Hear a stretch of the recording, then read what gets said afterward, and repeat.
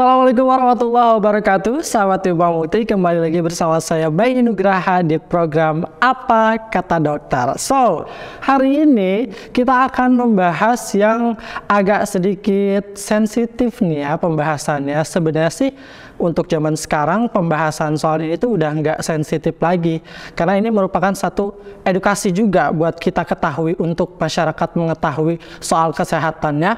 Dan hari ini kita kedatangan tamu atau kedatangan narasumber dari RSCMC Cikarang, yaitu ada Dr. Hadi Firmansyah, SPKK MKes. Selamat siang, dokter. Selamat siang, karena kita tapi siang ya. Iya, baik. Apa kabar, Dok? Baik, alhamdulillah baik. Alhamdulillah sehat ya. Oke. Nah, sahabat Ibu Mukti, Dr. Hadi ini merupakan spesialis kulit dan kelamin. Kalau kita ngomongin soal spesialis kulit dan kelamin, itu ada dua kemungkinan. Kita akan bahas soal kecantikan, termasuk nggak sih, Dok? Iya, termasuk. Saya? Iya, termasuk. Kecantikan bisa. Terus yang kedua yaitu soal kesehatan reproduksi atau kelamin. Iya. Nah, tapi yang akan kita bahas hari ini adalah bukan soal kecantikan. Kita akan membahas soal kesehatan kelamin atau kesehatan reproduksi. Lebih tepatnya kita akan mengetahui apa sih itu IMS ya.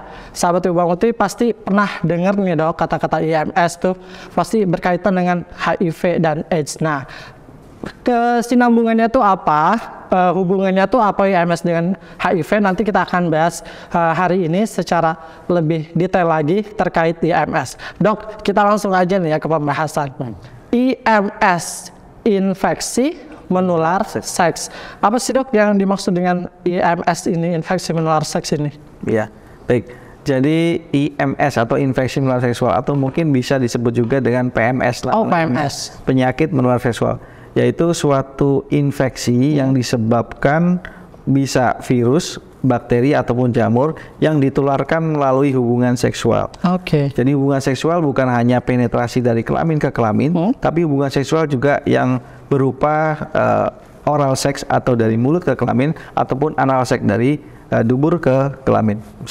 Semua dalam lingkup suatu hubungan seksual yang bisa berisiko menularkan infeksi. Oke. Dok, kita bahas lebih detail lagi ya. Anal seks, oral seks, itu apa, Dok? Ya, oral seks itu suatu kegiatan seksual ya, yang dilakukan dengan cara memasukkan mungkin kelaminnya ke mulut pasangannya. Oke. Jadi bisa mungkin bergantian ya, antara mungkin laki-laki dengan perempuan ataupun perempuan dengan, itu termasuk yang disebut dengan oral seks. Oke. Oke. Nah, sahabat Ibu Mukti, jangan risih-risih ya, karena ini satu pelajaran juga pentingnya, Dok, ya sebenarnya untuk kita bahas. Nah, terus, Dok, sebenarnya IMS itu kan infeksi menular seks karena melakukan hubungan seks dengan secara tidak sehat gitu. Nah, untuk sasarannya sendiri penularannya apa aja? Nah, Sarana penularannya. Ya. Jadi penularannya melalui hubungan seksual dari cairan tubuh atau cairan dari kelamin ke kelamin penderita, ataupun juga bisa juga menular melalui akibat ada luka di sekitar kelamin yang di mana luka tersebut merupakan pintu masuknya bakteri ataupun virus sehingga menyebabkan infeksi. Oke. Cairan dalam hal ini maksudnya yang dimaksud adalah sperma. Iya, sperma ataupun cairan yang dikeluarkan kalau di perempuan ada namanya mungkin bukan keputihan ya, tapi semacam lendir ya atau discharge ya. Oke. Agak sensitif aja, agak ya, daerah reproduksi memang sensitif ya, Dok ya. Ini nggak boleh kena aneh-aneh, kena macam-macam. Nah, terus, Dok, untuk siapa aja sih orang yang bisa beresiko kena IMS ini? Iya. Semua orang bisa berisiko, baik laki-laki atau perempuan. Untuk tingkat penularannya pun mungkin hampir sama ya. Laki-laki dan perempuan bisa sama-sama risiko tertular. Jadi nggak ada laki-laki lebih risiko, perempuan, semua bisa sama-sama bisa risiko. Tapi memang untuk kejadiannya, untuk mungkin tingkatan angka kejadian di rumah sakit lebih banyak ke laki-laki yang berobat, karena mungkin laki-laki banyak muncul gejala. Jadi ada gejala seperti kencing nanah. Kencing nanah ini kan diderita kelihatan di laki-laki, sedangkan di perempuan untuk kencing nanahnya ini mungkin tidak bergejala atau sedikit gejalanya seperti itu. Kenapa kasusnya lebih banyak ke laki-laki, Dok? Sebetulnya hampir sama, hanya kalau di perempuan ada beberapa kasus infeksi saluran seksual yang tidak bergejala atau tidak disadari oleh wanita tersebut. Seperti yang tadi saya jelaskan, seperti kencing nanah atau di bahasa medisnya adalah uretitis gonorrhoeae. Nah, gonorrhoeae ini paling sering memunculkan gejala di laki-laki, sehingga kebanyakan laki-laki kalau sudah muncul gejala baru berobat. Sedangkan wanita kalau nggak bergejala mungkin tidak berobat, seperti itu. Nah, kan lebih parah lagi untuk di kasus wanita yang tidak bergejala, Dok. Iya. Bagaimana kita bisa tahu kalau ternyata kita mengidap gonorea? Iya. Si wanita tersebut. Iya. Mungkin kalau untuk pada wanita, untuk mengetahui wanita tersebut mengidap gonorea atau tidak, itu perlu dilakukan pemeriksaan dalam. Jadi memang gejalanya itu di dalam mulut rahim. Dia akan terlihat ada nanahnya biasanya di situ. Dan juga bisa dilakukan pemeriksaan laboratorium. Diambil sedikit nanahnya atau cairan di daerah kelaminnya, kemudian diperiksa ke laboratorium. Si penderitanya sendiri nggak ngerasain apa-apa? Biasanya belum merasakan apa-apa. Nanti didiamkan setelah sekian lama, baru akan merasakan gejala-gejala seperti mungkin infeksinya sudah naik ke atas ke dalam panggul. Nah, itu mungkin akan terjadi radang panggul atau terasa nyeri di bagian pinggang dan nyerinya itu berkepanjangan, tidak sembuh-sembuh. Oke. Kalau di kasus pria atau cowok kelihatan dari luar, dari luar. Kalau di wanita dia lebih ke dalam. Makanya untuk sahabat ibu hamil itu para wanita nih harus sering-sering mengecek kesehatan reproduksi ya, Dok ya? Ya. Idealnya berapa sih sebulan? Mungkin untuk yang sudah menikah khususnya ya, bisa dilakukan seperti pap smear, itu dilakukan cek deteksi dininya mungkin 6 bulan atau 1 tahun sekali. Tapi kalau yang belum menikah, memang agak sulit kita lakukan pemeriksaan dalam. Gitu. Nah, Dok, untuk rentan usia sendiri, ada nggak sih kasus ya masih itu tergantung dari usia berapa sampai berapa, atau emang ini terjadi pada orang dewasa aja? Ya, IMS bisa mengenai semua usia. Semua usia. Mungkin dari kecil ataupun sampai usia baya ya, normal baya. Nah, untuk yang mungkin dibilang anak kecil ini kebanyakan dari akibat kekerasan seksual atau sexual abuse.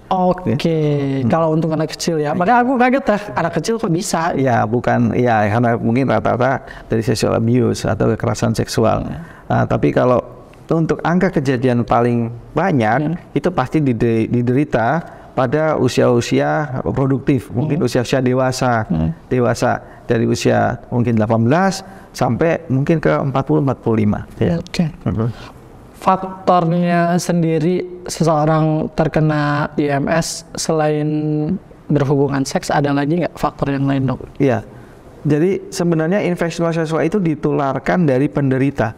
Jadi ketika orang yang berisiko, misalkan contohnya berganti-ganti pasangan, seks di luar nikah, ya, itu sangat berisiko untuk menularkan penyakit ke pasangannya. Jadi asal muasalnya pasti ada dari penderita, kemudian menularkan ke orang yang sehat. Nah, kalau misalkan pasangan tersebut mungkin tidak pernah berhubungan seks dan hanya berhubungan seksual dengan pasangan yang satu atau setia ya, atau istrinya, tentunya ini infeksi saluran seksual ini mungkin tidak terjadi, gitu, karena sama-sama sehat. Gitu. Akan minim ya, Dok? Iya, akan minim, betul. Nah, Dok, kalau misalkan penularannya sendiri kan ditularkan oleh orang yang sudah terkena IMS kepada orang yang belum terkena. Apakah kondisi tubuh si pasangan kita mempengaruhi untuk bisa tertular IMS, atau kalau kita sehat-sehat aja ya kita nggak akan terkena? Apa yang sehat pun bisa jadi kena? Iya. Jadi penularannya memang tergantung dari penyebabnya. Kalau penyebabnya bakteri ataupun virus ya, kalau virus memang tergantung dari daya tahan tubuh. Tapi rata-rata ketika orang berhubungan seksual yang berisiko tanpa pengaman, berganti-ganti pasangan, memang angka penularannya akan tinggi. Meskipun mungkin ada yang tidak menular, tapi tetap risikonya tinggi untuk menularkan. Mungkin lebih dari 20 kali lipat bisa menularkan. Gitu. Oke.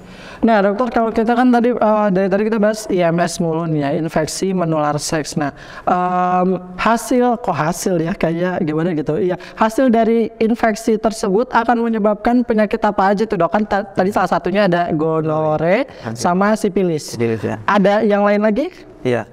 Jadi infeksi menular seksual itu sebetulnya bermacam-macam, banyak bentuknya, banyak nama penyakitnya, tergantung dari penyebabnya, dari ada bakteri, virus ataupun jamur.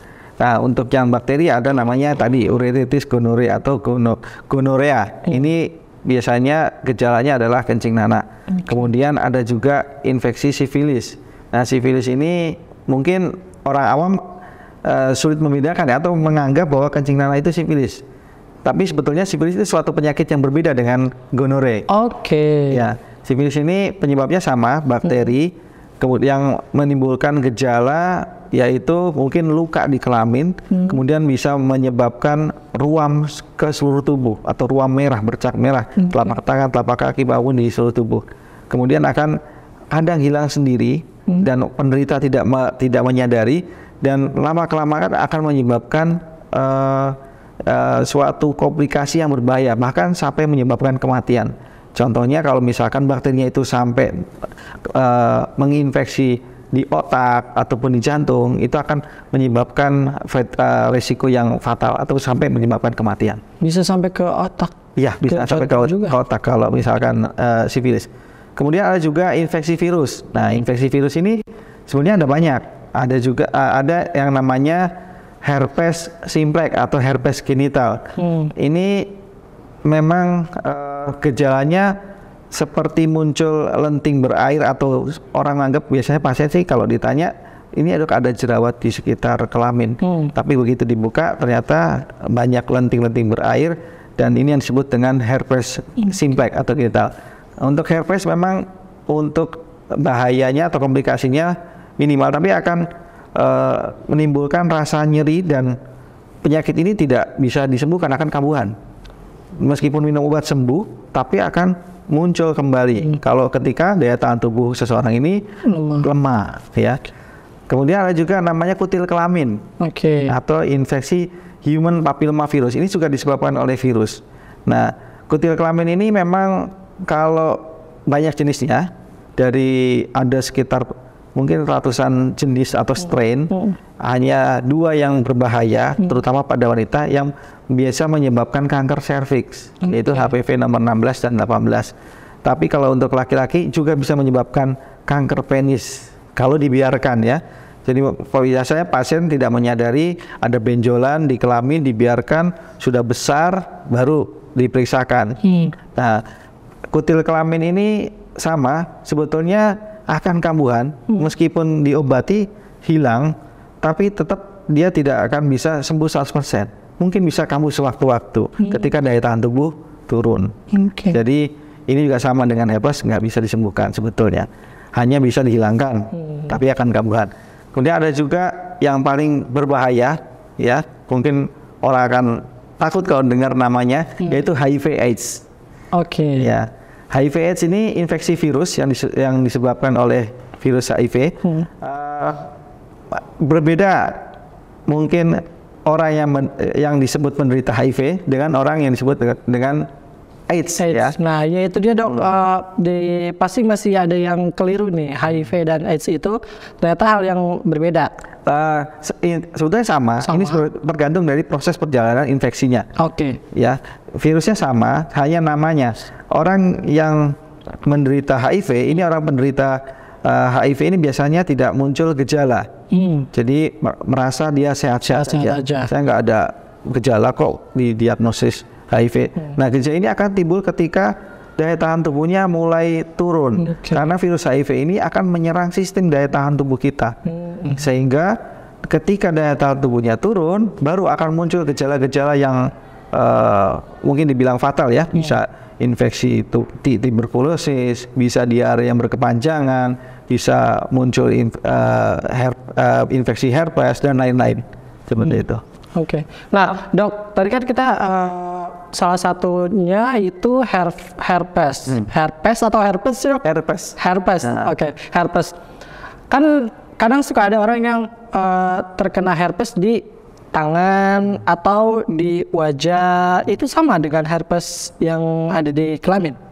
Berbeda. Oke, berbeda. Jadi memang orang takut kalau herpes, orang herpes dikiranya infeksi melalui seksual. Iya. Tidak. Herpes yang ditularkan melalui hubungan seksual hanya herpes simplex genital. Oke. Jadi herpes yang ada di daerah kelamin. Itu hanya terjadi di situ Di aja. daerah kelamin. Kalau di daerah wajah mungkin itu bukan suatu infeksi melalui seksual, berbeda. Oh, beda ya. Nah, Dok, kalau untuk membedakan jerawat kelamin karena penyakit seks sama jerawat pada kelamin karena mungkin kotor atau jarang dibersihkan, itu gimana cara bedainnya?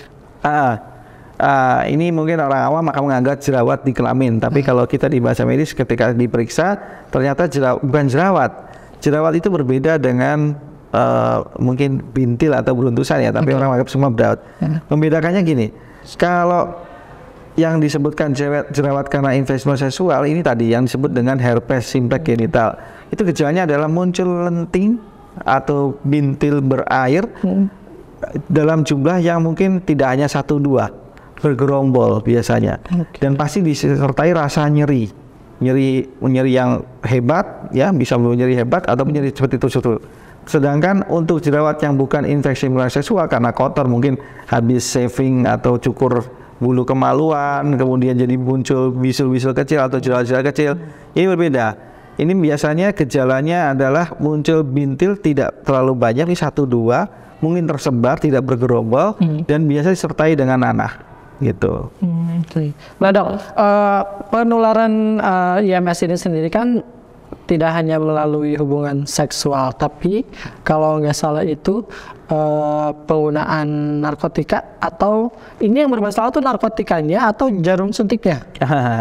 Ya, ini mungkin yang dimaksud penularan HIV/AIDS, bukan hanya hubungan seksual. Tapi kalau kayak seperti tadi ya, penyakit infeksi seksual yang lain seperti gonore, herpes simplex, sifilis, kemudian kutil kelamin, itu memang melalui hubungan seksual, tidak dari jarum suntik. Kecuali sifilis sama HIV. Nah, kalau yang HIV penularannya memang tidak hanya melalui jarum suntik, melalui hubungan seksual. Tapi bisa melalui jarum suntik, ya mungkin yang suntikan bergantian. Mungkin kalau penderita pecandu narkoba ya, menggunakan jarum suntiknya bersamaan. Nah, itu berisiko untuk untuk terkena menularkan HIV. Ya. Nah, kan itu disuntikannya bukan pada kelamin, Dok, tapi tangan atau kenapa bisa? Ya, karena virus HIV itu berada di dalam darah. Jadi ketika disuntikan, otomatis virus itu akan masuk ke dalam aliran darah. Jadi bukan hanya pecandu narkoba yang menggunakan jarum suntik ya, tapi kadang ada juga tato. Jadi penggunaan alat tato yang tidak steril secara bergantian itu juga bisa menularkan. Gitu. Nah itu sahabat Ibu Mukti, jadi harus bisa membedakan ya, IMS itu menularnya karena hubungan seksual. Tapi kalau HIV itu ditularkannya karena jarum suntik. Bisa hubungan seksual, bisa jarum suntik, bisa juga dari ibu ke anak. Gimana? Melalui dalam kandungan ya. Nah coba dokter bisa jelaskan ya, anak bayi dalam kandungan tidak tahu apa-apa, tiba-tiba brojol, kamu HIV nak? Iya. Gimana bisa, Dok? Biasanya hal seperti itu terjadi karena dari ibu anak tersebut mungkin sudah menderita HIV/AIDS, sehingga penularannya melalui aliran darah ataupun dari plasenta dari ibu ke gitu. Itu akan pasti 100%? Tidak juga. Jadi beberapa penelitian memang ada yang ini memang risikonya biasanya tertular ya. Tapi kalau dari beberapa penelitian ada juga ya bayi yang lahir dari ibu mungkin HIV itu bisa dideteksi non reaktif atau tidak deteksi HIV. Tapi dengan catatan mungkin ibunya ada pengobatan, jadi ditekan virusnya. Gitu. Oke. Berarti sifilis juga ada kemungkinan dong si anak bayi tersebut. Oh iya. Kalau sifilis resiko untuk tertular di bayi tinggi. Bahkan untuk ibu penderita sifilis ketika melahirkan bayinya itu resiko komplikasinya adalah cacat. Iya. Karena ada namanya congenital sifilis atau bayi lahir cacat akibat dari sifilis gitu. Oke, Dok, ini kan suka ada istilah, bukan istilah ya, suka ada statement ciuman bisa menularkan atau tidak? Untuk ciuman, kalau itu tergantung dari penyakitnya ya. Kalau ini penyakitnya HIV/AIDS tidak menularkan melalui ciuman. Kalau HIV tidak. Ya, tapi kalau mungkin yang lain seperti, saya rasa penularan infeksi seksual itu rata-rata kontak dari kelamin ke kelamin, atau ada dari kelamin ke mulut, kemudian kelamin ke kelamin, dan kelamin ke dubur. Kalau mulut ke mulut mungkin infeksinya bukan infeksi seksual ya, ada mungkin infeksi. Beda lagi ya. Beda lagi. Oke, beda lagi ya. Berarti mitos ya, mitos berarti ya, Dok ya. Kalau HIV untuk ciuman tidak. Oke, nah. Jadi sahabat jangan jadi juga ya, bukan menyarankan juga. Jangan. Kecuali udah menikah nggak apa-apa. Kalau belum menikah jangan. Dok, kan banyak banget nih ya penyakit-penyakit dari yang disebabkan oleh IMS itu kan, mulai dari Raja Singa itu termasuk yang mana? Raja Singa istilah orang awam. Jadi kita sebutnya adalah sifilis. Oh itu sifilis. Oh gitu sifilis. Nah itu sama tuh. Itu jadi khawatir. Di idealnya kita periksa kesehatan reproduksi itu kan, kalau cewek kan ada pap smear kayak gitu kan, bisa mungkin sebulan atau 2 bulan sekali. 6 bulan. 6 bulan sekali. Nah kalau untuk cowok sendiri? Mungkin kalau misalkan ya, jadi general check up untuk IMS itu ditujukan pada pasien-pasien atau orang yang berisiko. Berisiko dalam arti dia seksual aktif berganti-ganti pasangan, tidak menggunakan pengaman. Nah, misalkan memang ketika orang tersebut memang melakukan tindakan tersebut, ya untuk screening boleh-boleh aja dilakukan ketika sesudah melakukan hubungan seksual yang berisiko ya. Dan itu pun kalau misalkan screening untuk sifilis dan HIV ada tenggang waktunya. Maksudnya adalah ketika sudah berhubungan nanti bisa dilakukan screening di 1 bulan setelah berhubungan terakhir. Kemudian bisa juga diulang lagi ke 3 bulan setelah berhubungan terakhir. Ya, gitu. Kenapa 1 bulan terakhir dan 3 bulan terakhir? Ya ini ada namanya inkubasi, atau kalau di HIV itu ada namanya Windows period. Ketika bakteri atau virus masuk ke dalam tubuh, ini memerlukan waktu sampai dia menetap atau menginfeksi daerah tubuh. Itu. Itu ada prosesnya berarti ya. Antara sebulan sampai dengan 3 bulan. Nah berarti kan kalau misalkan ada prosesnya kayak gitu, kita masih bisa mencegah dong? Atau nggak bisa? Untuk pencegahan nanti ya, kalau pencegahan yang baik untuk IMS tetap ini ya tidak melakukan. Tapi ketika sudah melakukan, apalagi yang berisiko, pencegahannya yang screening, konsultasi dan screening. Gitu. Pada saat misalkan Mas Bom gitu ya, ternyata sudah didiagnosa. Misalkan ini Mas Bom ya, sudah didiagnosa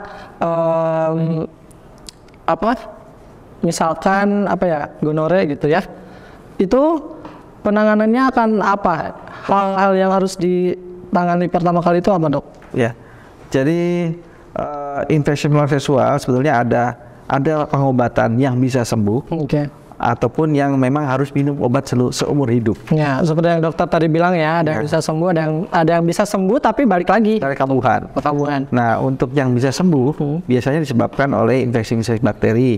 Contohnya tadi gonore ataupun sifilis. Ini bisa sembuh, asalkan penanganannya secara tepat dan cepat.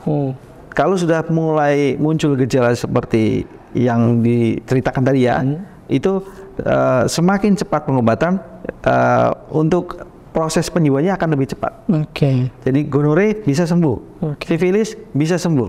Tapi kalau untuk herpes kutil dan HIV, khususnya HIV ya, kalau untuk herpes dan kutil bisa hilang tapi kambuhan. Jadi nggak bisa hilang 100%. Khusus untuk HIV, ketika sudah terlanjur mungkin sudah didiagnosis HIV, harus pengobatan seumur hidup. Nah khusus untuk HIV harus pengobatan seumur hidup tuh. Ya, minum antiretrovirus. Dia bisa hilang. Menekan jumlah virusnya sehingga orang tersebut akan bisa melakukan aktivitas seperti biasa. Berarti cuma mengurangi si virusnya doang di dalam tubuh ya, tidak menghilangkan. Sampai sekarang masih belum ada gitu dok? Sampai sekarang belum ada obatannya. Dan jangan sampai deh ya, mudah-mudahan kita semua sehat-sehat. Makanya jangan melakukan resiko hubungan seksual yang berbahaya gitu ya. Kalau misalkan maksudnya kalau suami istri ya sudah menikah, ya alangkah lebih baiknya ya setia ya dok ya, setia sama pasangan. Kalau enggak pakai alat kontrasepsi. Jangan satu-satu ini ya. Tapi kalau misalnya kita pakai alat kontrasepsi itu pure 100% aman, kita nggak akan tertular. Banyak faktor. Terkadang kita nggak bisa bilang aman 100%. Ada beberapa mungkin resiko-resiko tertentu. Meskipun sudah pakai pengaman kok saya tetap tertular. Ya mungkin ada beberapa hal seperti pengamannya bocor, kan tidak tahu. Kemudian mungkin karena partikel virusnya itu atau bakteri terlalu kecil bisa menembus ke dalam kondom tersebut, atau alat kontrasepsi itu kurang baik, itu bisa terjadi. Gitu. Atau mungkin juga masih melakukan oral, bisa jadi kan? Karena itu berhubungan dengan kelamin dan mulut gitu ya. Nah dok, bagaimana pencegahannya? Ya itu udah pasti jangan melakukan hal itu. Maka saya jangan pencegahan deh. Penanganannya gonore, sifilis, kutil kelamin, terus juga apalagi herpes, HIV. Pengobatan terbaik sebetulnya pencegahan. Pengobatan terbaik itu sebelum daripada kita melakukan pengobatan, memang pencegahan yang utama. Iya benar. Pencegahan IMS yang pertama adalah jangan melakukan seks bebas. Ya, di luar menikah. Jadi ini penting ya, ketika orang sudah melakukan seks bebas pasti ada risiko untuk berganti-ganti pasangan. Kemudian kalau yang sudah menikah harus setia satu pasangan. Ya. Yang ketiga, jika melakukan hubungan seks yang berisiko bukan pasangan, disarankan memakai pengaman atau kondom. Ya, itu mungkin bukan pengobatan, tapi pencegahan yang paling baik. Sedangkan untuk apabila harus, ya kalau sudah terlanjur terjadi, harus konseling, tidak perlu malu.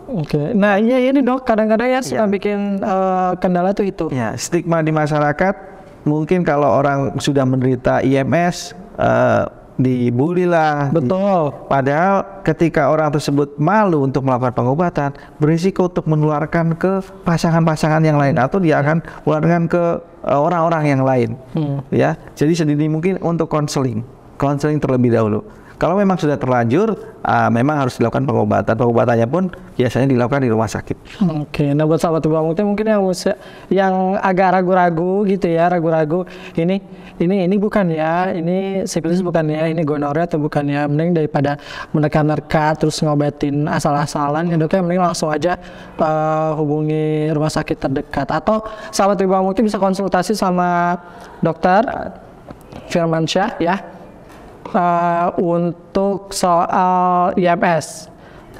karena dokter merupakan spesialis kulit dan kelamin. Nah, sahabat Bang Muti, perlu ketahui dokter, untuk prakteknya sendiri di RSCMC Cikarang itu hari apa? Ya, saya setiap hari ada praktik di Rumah Sakit IMC Cikarang. Dari jam? Ada yang pagi ataupun sore. Kalau di pagi di jam 9 sampai jam 12 atau jam 10 sampai jam 1. Sedangkan kalau yang sore di jam 5 sore sampai jam 8 malam. Oke. Oh, sampai jam 8 malam ya? Oke. Nah, sampai itu Bang Muti, jadi nggak usah ragu-ragu, nggak usah takut.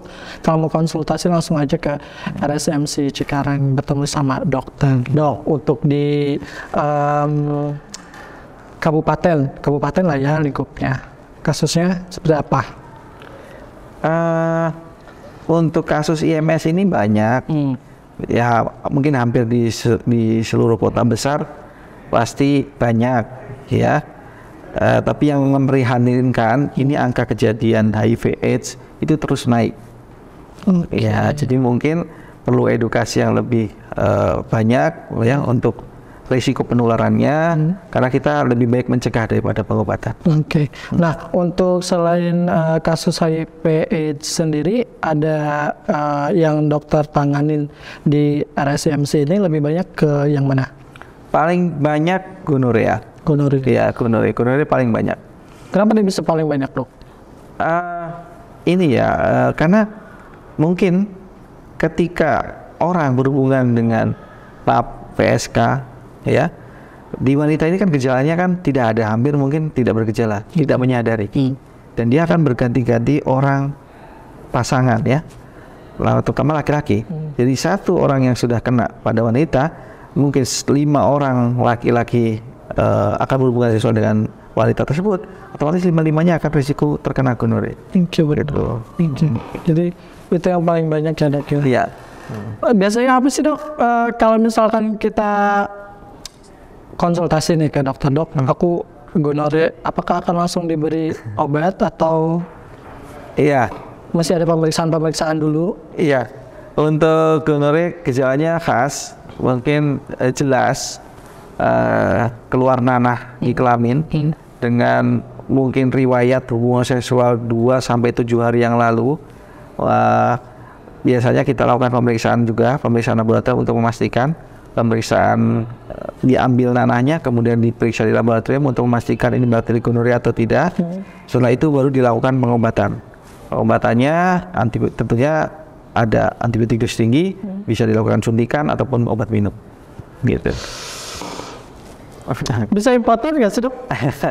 Untuk gonorea ini komplikasi yang mungkin ditakutkan adalah mandul.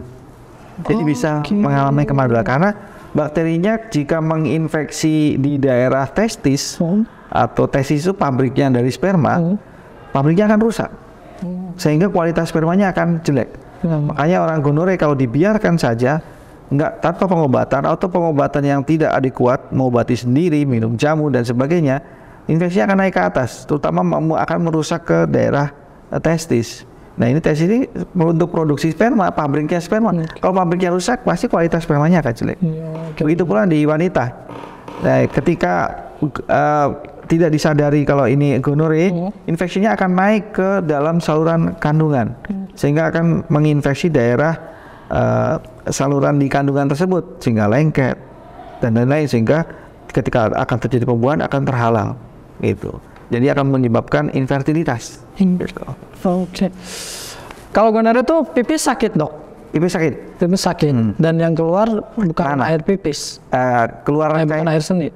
Keluar air seni ada, tapi lebih banyak nanas yang keluar yang tanpa dia sadari akan keluar terus. Gitu. Dok, ngilu ada ngilu pembahasan ya. Tapi kayaknya HIV itu udah yang paling berbahaya banyaknya ya. Next kita bahas soal HIV dan AIDS ya, biar masyarakat atau sahabat Bang Muti juga tahu bahwa HIV dan AIDS itu bukan dua hal yang berbeda, sama, cuma gejalanya yang berbeda. Nah, next kita akan bahas itu ya, dok ya. Nah, dok, untuk pencegahan ya udah tadi kan, jangan melakukan hubungan seksual dan segala macam. Terus juga ya memang jalan satu-satunya yaitu kita harus mencegah. Kalau sudah terkena ya mau nggak mau harus konseling dan buat sahabat Ibu Bawang Putih juga yang memiliki gejala-gejala yang tadi dokter sebutkan itu, mendingan langsung aja periksakan ya dok ya, jangan sampai nunggu-nunggu lama. Kalau misalkan ada nggak sih dok kasus yang pernah dokter tanganin sendiri karena dia malu cerita ke siapa atau nggak mau konseling, datang tuh udah parah? Ada. Kebanyakan biasanya sih kasus gonore, kutil kelamin sudah besar, ataupun sampai ke sifilis. Ya, untuk yang gonore sampai ya tadi testisnya bengkak, hampir sebesar, bisa dibilang sebesar apa ya? Sebesar bola mungkin ya, sebesar bola, dan nyeri sekali. Ya, tapi ya bagaimanapun ya sudah terlanjur, kita lakukan pengobatan. Kalau untuk yang kutilnya bisa sampai besar, sampai ke seperti bunga kol. Nah, iya. Yang benar dong. Iya, bisa seperti, karena bentuknya kayak bunga kol, ini besar sekali. Dan ini kalau sudah terlambat begini ya tetap dilakukan operasi, gitu. Tapi nggak akan sembuh. Bisa hilang. Hilang. Tapi akan bisa muncul kembali. Tergantung daya tahan tubuh. Serem juga ya. Apa ada yang mau ditanyakan ya? Bisik-bisik. Ada yang mau ditanyakan? Nggak ada lagi. Nah dok, gonore, sifilis, kutil kelamin. Oke, kutil kelamin itu berarti adanya di sekitar daerah kelamin dan anal dan daerah dubur. Oke, daerah dubur juga bisa muncul. Ada. Ya. Nah, si kutilnya itu adanya di penisnya atau cuma di sekitarnya aja? Bisa di kepala penis, bisa di batang penis, bisa di skrotum atau di buah zakar, bisa juga muncul di sekitar anus sampai ke dalam anus. Ke dalam anus dok? Iya, ada. Itu untuk yang mungkin berhubungan seksual secara anal ya. Oke. Dokter, aduh, gila-gila sedep ya pembahasannya. Tapi ini beneran deh, sumpah buat sahabat Ibu Bawang Putih yang belum paham sama sekali soal IMS, hari ini tuh terkuak sudah ya. Jadi IMS itu apa dan bawaan penyakitnya itu apa aja. Tadi sudah dokter jelaskan. Sekali lagi aku ingatkan untuk sahabat Ibu Bawang Putih, buat teman-teman semua yang ada di Kabupaten Bekasi, khususnya yang nonton Kata Dokter kali ini, jangan pernah malu-malu, please jangan pernah malu untuk konsultasi. Minimal pertama cerita dulu kali ya ke temen ya yang dipercaya.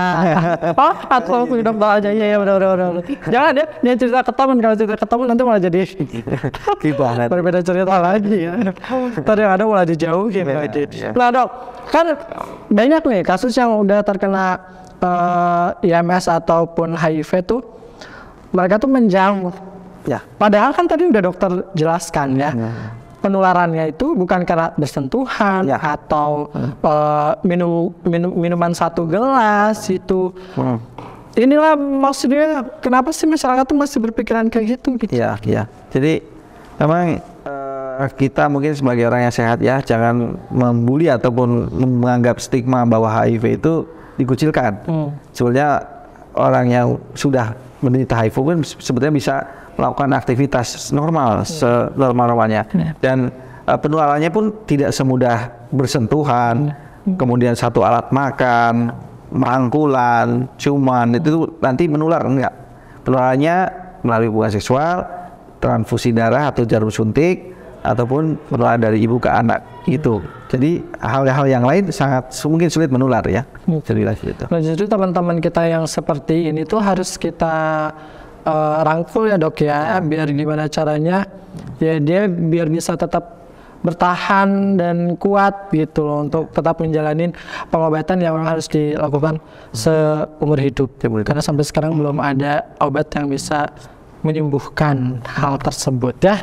Dokter, nanti kita akan bahas HIV/AIDS di next episode ya. Aku penasaran, kan ada istilah ODA. Ada ODA ya.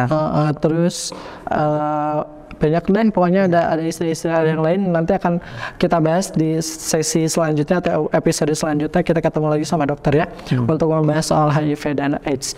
Terima kasih banyak dokter untuk hari ini. Saya sudah membahas dan mengedukasi kita soal IMS, infeksi menular seks atau bisa disebut juga dengan PMS ya.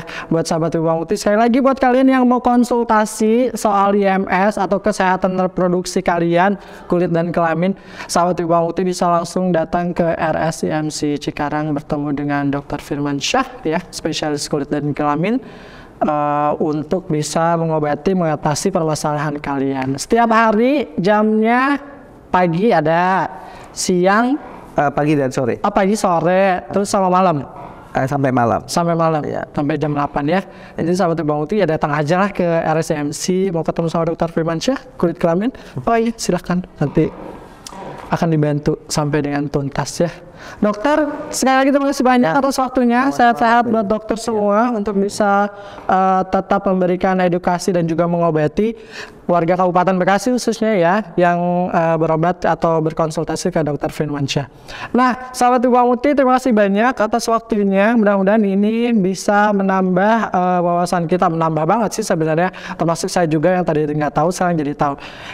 Yang nggak tahu ternyata bisa menularkan pada bayi, ternyata yang aku pikir tidak bisa menularkan kepada bayi, ternyata bayi juga bisa tertular dari ibunya itu sendiri. So, sahabat Ibu Muti, jangan lupa saksikan terus Kata Dokter di episode-episode selanjutnya, dan jangan lupa follow juga sosial medianya Ibu Muti TV, Instagram, Facebook, terus juga YouTube channelnya untuk bisa terus menyaksikan konten-konten atau video-video edukasi yang kita sampaikan untuk sahabat Ibu Muti. So, saya Bayu Nugraha dan Dr. Arif Firmansyah mengucapkan terima kasih. Assalamualaikum warahmatullahi wabarakatuh. Bye.